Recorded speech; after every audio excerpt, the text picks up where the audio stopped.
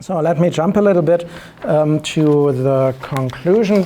By way of conclusion, let us ask, why is the animal and especially certain birds preferred symbols or prominent symbols of wisdom? What is it that makes birds seem like a welcome balance to human wisdom? Human beings are beings of lack. From a biological perspective, human beings are born prematurely and without feathers.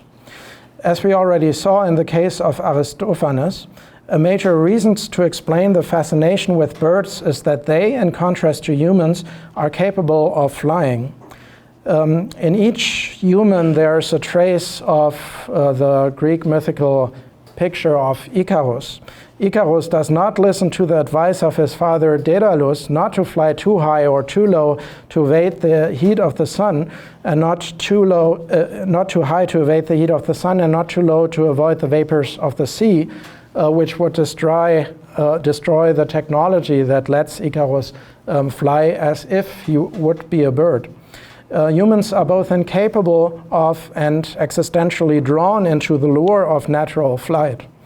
Prostheses such as airplanes can approximate, or like Icarus' wings, they can approximate, but they cannot really satisfy and fulfill this desire.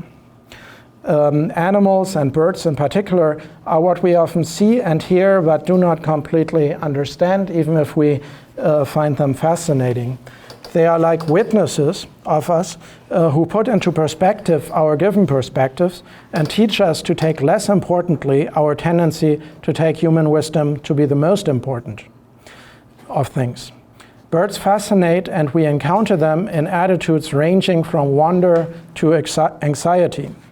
At the bottom of this fascination is the imagination of a vertical and at the same time effortless, gliding bird's eye perspective that is both suggestive and impossible to attain for human beings. The possibility of lifting off and effortlessly regarding the world from a top-down celestial perspective is qualitatively different from the experience of creatures whose movements are, for the most part, restrictive to walking on a horizontal plane and occasionally swimming or crawling. Humans are beings who are incapable of flying and whose vision is, for the most part, directed horizontally rather than vertically. Moreover, the owl in particular is appealing because it is equipped with night vision and can thus see what remains hidden from daylight, which also adds to the kind of anxieties we have. This constitutes the owl's mysterious but also often uncanny and visionary character that we see here in this 43rd Capriccio from Goya, and it's titled El sueño de la razón produce monstruos, or the sleep or the dream of reason that produces monsters.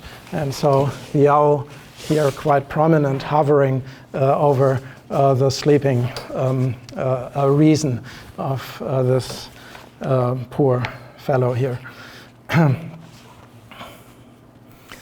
Contemporary philosophers have started to take the animal perspective more seriously in recent years. Thus, the American philosopher Thomas Nagel, for example, raises the question, what is it like to be a bat?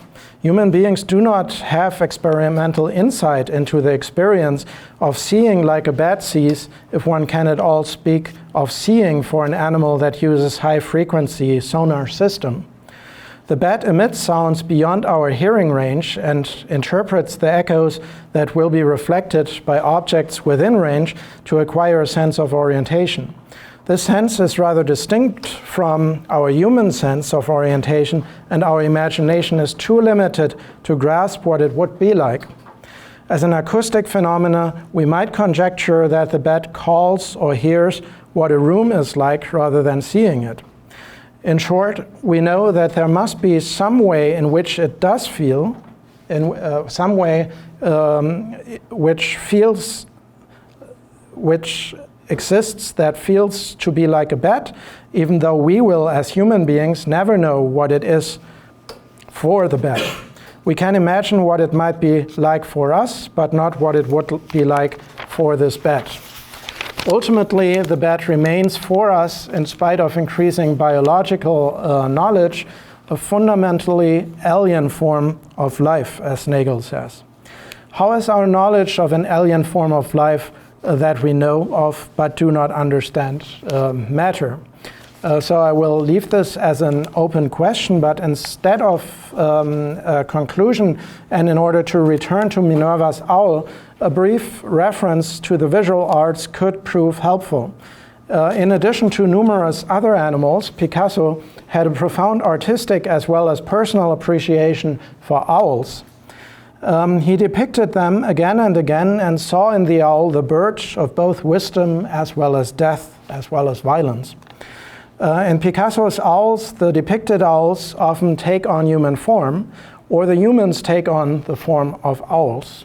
Picasso himself, an odd Spanish Kauz, as we would say in German, a kind of oddball or crazy bird, frequently lived with rescued owls over extended periods of time.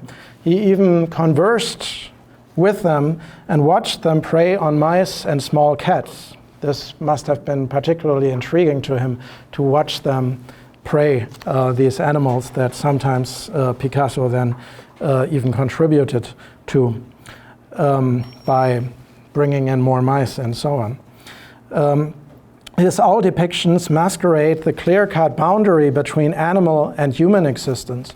In these works, traditional anthropocentric perspectives are being reversed, and the spectator invited to imagine the animal as human and vice versa.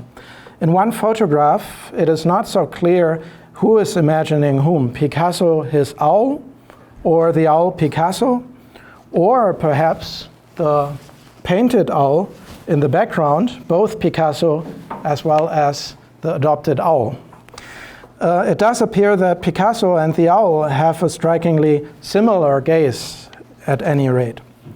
The owl depicted on the left bears Picasso's photographed eyes, the owl here on the left, while the owl on the right is a statue of a gray owl is painted with a female face. On the base one can read the words Carnival there, suggesting either that the owl is a mask for the woman or the woman is a mask for the owl in this particular depiction. These works invite humans to rethink the tendencies of considering the pursuit of wisdom all too seriously and to see it in a way as a carnival. Imagining animals as humans allows to decentralize the human perspective and thereby reveal the philosopher's blind spot. Thank you very much.